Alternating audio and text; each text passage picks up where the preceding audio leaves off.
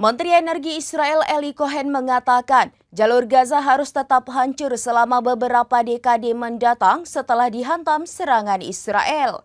Ia juga mengatakan Israel tidak berniat membantu membangun kembali infrastruktur jalur Gaza setelah perang berakhir.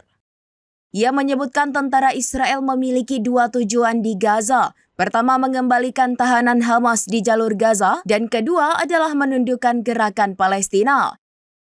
Channel 14 Israel melaporkan bahwa pernyataan Eli Cohen muncul sebagai tanggapan atas kunjungan Perdana Menteri Israel Benjamin Netanyahu ke Washington dan pertemuannya dengan Presiden Donald Trump yang digambarkan saluran tersebut sebagai pertemuan bersejarah. Netanyahu kembali ke Tel Aviv pada Jumat 11 Juli 2025 dari Amerika Serikat setelah kunjungan resmi 5 hari di mana ia bertemu dengan Trump 2 kali di Gedung Putih, selain dengan pejabat senior Amerika Serikat. Kunjungan Netanyahu tersebut merupakan yang ketiga kalinya dalam 6 bulan terakhir. Selama kunjungan tersebut, diharapkan gencatan senjata antara Israel dan Hamas akan diumumkan. Namun perundingan tersebut masih menghadapi sejumlah hambatan, terutama terkait persyaratan dari kedua pihak.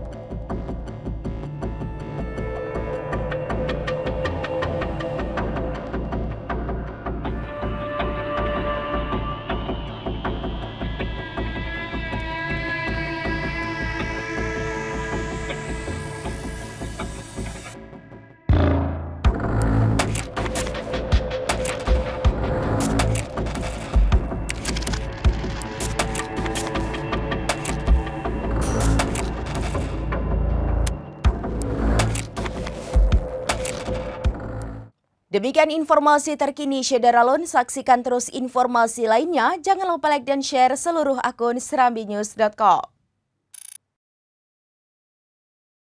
Download Tribun X sekarang.